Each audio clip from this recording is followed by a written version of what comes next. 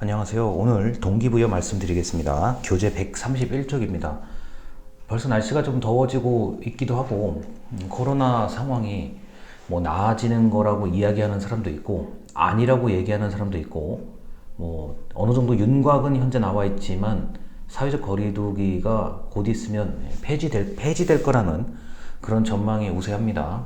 그리고 지금 봄에 꽃이 많이 펴서 그 여행을 다니시는 분들, 그리고 산책을 하시는 분들, 뭐 산이나 강 이렇게 나들이를 하시는 분들이 적지 않다는 것을 제가 눈으로 직접 확인을 하고 있는데, 이제 뭐 코로나가 2년 6개월, 뭐 이번 학기까지는 뭐 어쩔 수 없다고 치고요. 다음 학기에 굉장히 정상적인 대학 생활을 기대할 수 있겠습니다. 중간고사 전에 오늘 배우는 동기부여가 가장 이제 핵심이자 하이라이트인 부분이고, 미리 말씀드릴 게 뭐냐면은 이 책이나 뭐 우리 포털 사이트에 나와 있는, 그리고 다른 책에 나와 있는 동기부여 이론이 내용이 같아요. 뭐 메슬로우의 욕구 단계 이론이라든가 뭐 엘더퍼의 ERG 이론, 이런 것들은 어느 책이나 어느 인터넷 사이트를 보시더라도 내용이 같습니다. 다만 이제 설명하는 사람이 약간 관점을 다르게, 그리고 설명하시는 분의 어떤 직업이나 전공에 따라서 설명이 약간 달라질 수는 있는데 기본 내용은 같다는 점을 알아두셔야 되고요. 또 하나 중요한 점은 우리가 지금 배우고 있는 이 교재에 담겨 있는 이론이 절대 전부가 아닙니다. 예를 들어서 메슬로우라는 사람이 평생을 걸고 연구한 엄청나게 많은 연구 중에 이제 널리 알려진 거, 뭐 그리고 우리가 이 뒤에 이제 배우시겠지만 뭐 브룸의 기대 이론이라는 게 있습니다. 그런 연구하시는 분들이 평생 동안 연구한 거에 이제 잘 알려진, 그리고 인기 있는, 널리 애용되고 있는 일부분이지, 절대로 우리가 포털 사이트나 교재에 있는 내용이 이 연구하시는 분들의 전체라고 보면은 완전히 잘못 생각하시는 겁니다. 자, 그래서 일부분을 우리 행정학, 그리고 행정학 안에서 조직 행태론이라는 수업에서 제가 적당한 수준에서 말씀을 드리겠습니다. 자, 동기부여가 무엇인지 뭐 설명을 하려고 하면 오히려 좀 이상한 내용이기도 해요.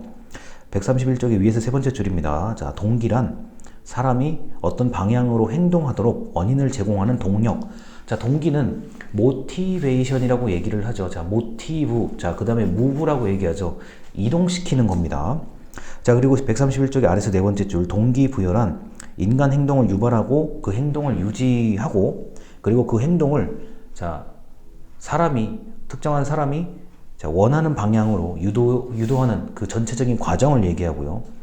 조직에서는 조직 안에 있는 모든 구성원이 동기부여가 긍정적으로 되어서 조직 전체의 목표와 개인의 목표가 잘 긍정적인 방향으로 흘러갈 수 있도록 하는 게 바로 동기부여입니다. 자, 그리고 132쪽에 위에서 세 번째 줄인데요. 자, 인간의 욕구만으로는 행동을 가져오는 것이 아니라 동기부여된 게 있어야 행동을 유발할 수 있다는 겁니다.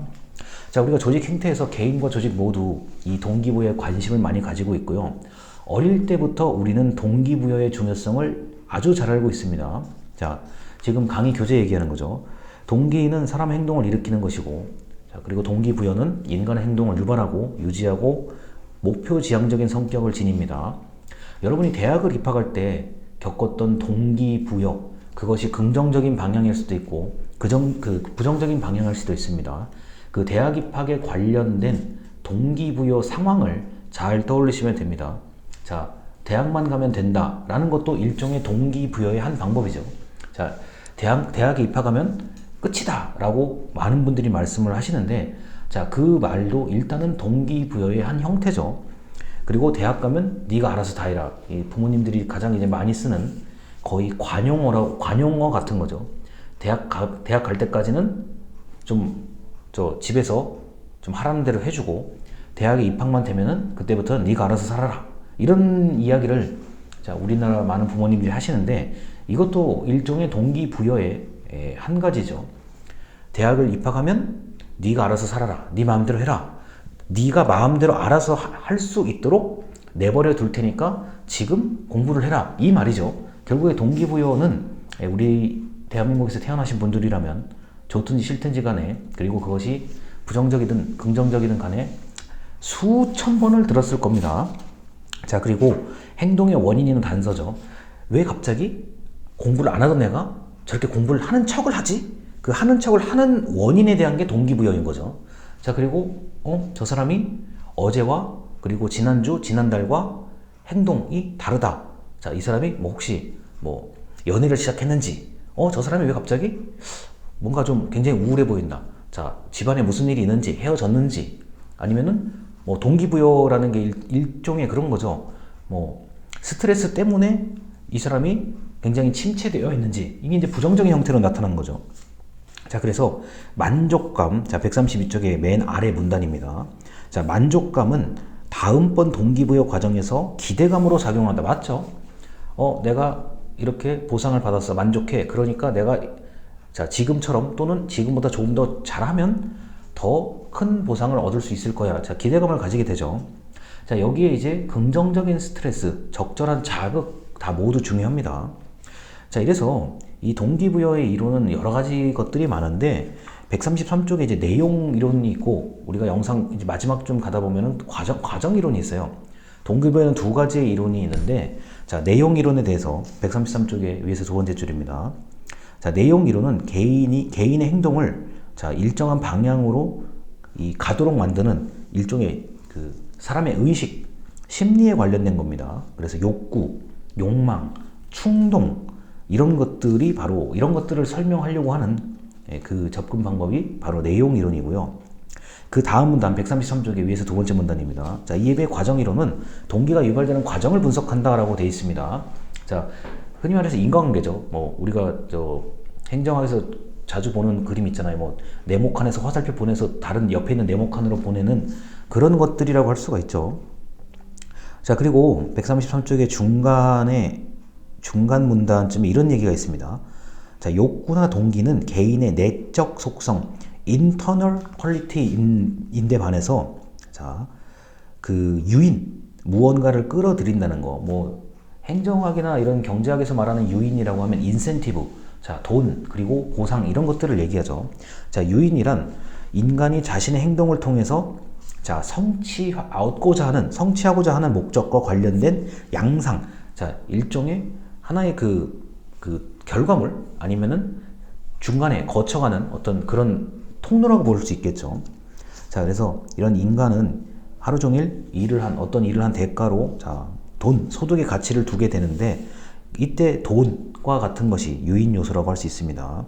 자, 이렇게 외재적 보상에 따른 동기부여를 자, 바로 외재적 동기부여라고 합니다. 그리고 나의 만족감 같은 경우가 내재적 동기부여라고 할 수 있죠.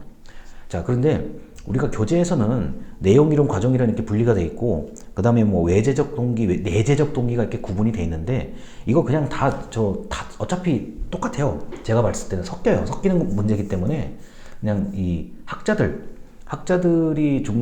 중심으로 좀 말씀을 드리도록 하겠습니다. 그게 오히려 이해하기가 더 쉬워요. 자, 그리고 이제 매슬로우의 욕구 단계 이론인데 134쪽부터 135쪽까지 137쪽까지의 얘기는 뭐 우리 교재뿐만 아니라 인터넷 포털 사이트에 나와 있는 각종 그 상담, 심리, 행정학 사전에 나와 있는 모든 내용은 같습니다. 자, 머슬로우의 욕구 계층 이론은 그 상당히 동기부여 이론을 확대하고 동기부여에 관련된 연구가 활발하게 진행되도록 했다는 점에서 굉장히 그것만으로도 큰 의미가 있습니다. 자, 우리가 그래서 인간의 욕구는 자, 생리적인 욕구, 그러니까 내가 이거 안 되면은 진짜 좀 큰일 난다, 뭐 먹는 거, 자는 거, 이런 거요. 자, 생리적 욕구부터 안전의 욕구라는 거죠. 자, 이런 건 이제 내가 좀 정상적으로 사회에서 또는 가정에서 생활할 수 있을 정도의 그 안전 욕구거든요. 이게 이제 흔히 우리가 집에서, 자, 일반적인 가정에서 나는 집이 편해, 나는 집에 있는 게 좋아, 나는 이 집에 들어오면 내가 휴식할 수 있고 내가 무언가 좀 더 안정을 찾을 수 있다, 이 의미가 안전의 욕구라고 보시면 거의 정확합니다. 또는 나는 집이 아니더라도 나는 어떤 특정한 공간, 특정한 누군가와 같이 있으면 세이프티, 안전함을 느낀다라고 하면은 이게 바로 안전의 욕구라고 할 수 있어요. 자, 이게 좀 더 올라간 얘기고, 그 위에가 바로 사회적 욕구죠. 나는 누군가와 친해지고 나를 드러내고 싶거나, 내가 어딘가 학교나 집단이나 어떤 조직에 난 여기에 다니고 있다. 난 여기서 무슨 역할을 맡는다. 이게 바로 사회적 욕구라고 할 수 있습니다. 자, 그런데 사회적 욕구가 사실은 저 개인적으로는 제일 관심이 가는 욕구 단계는 사회적 욕구입니다. 왜? 왜 사람은 어딘가에 소속되려고 할까? 자, 또 왜 어떤 사람은 자, 혼자인 것 같으면서도 저 생활하는데 문제가 없거든요. 저 사람 그러면은 사회적 욕구를 어떤 식으로 잘 해소하고 있을까? 자, 왜 사람은 어딘가에 어울리고 싶어 할까? 왜 어울리고 싶어 할까? 왜 집단에 들어가고 싶어 할까? 이런 거에 저는 개인적으로 관심이 있는 사람입니다. 근데 이제 일반적으로 이게 여기까지는 다 된다고 보고요. 그 다음에 존경의 욕구죠. 자, 나는 누군가로부터 칭찬받고 싶고, 격려받고 싶고, 박수받고 싶은 거예요. 자, 어플라우드. 박수받고 싶어 하고, 인정받고 싶어 하는 욕구가 바로 존경의 욕구입니다. 근데 이게, 자, 잘 충족되지 못하면 분노, 또는 허탈감, 허망하다는 표현 있죠? 내가 열심히 이렇게 뭔가를 했는데, 나를 인정해주는 욕구가 없다. 존경의 욕구의 개념입니다. 자, 요새 우리 유튜브에 등장하는 각종 심리 상담 이렇게 아주 전문가들 많으신데요. 사람이 보통 이렇게 얘기하더라고요. 남자는 인정받고 싶어 하는 욕구가 굉장히 강하다라고 얘기하는데, 그게 이제 존경의 욕구의 한 축이에요. 그런데 그걸 굳이 성으로 나눌 게 아니라, 여성은 그러면은 인정받고 싶은 욕구가 없습니다. 있어요. 똑같아요. 이게 전부 다 매슬로우의 존경의 욕구의 개념에 속합니다. 제가 볼 때는. 자, 그리고 자아실현의 욕구는 나는 어떤 업적을 남길 거야. 나는 뭐를 할 거야. 이게 바로 자아실현의 욕구입니다. 그래서 인간의 욕구는 매슬로우에 따르면 자, 위로 성장하는 것이지, 자, 성장한 다음에는 아래 단계의 욕구로 떨어지지 않는다라고 보는 게 바로 중점적인 얘기입니다. 자, 137쪽에 위에서 네 번째 줄이죠. 자, 낮은 차원에서부터 높은 차원으로 상승, 이동. 난 이게 모르겠다 그러면 승진하는 것이 매슬로우의 이론의 요점이라고 할 수 있습니다.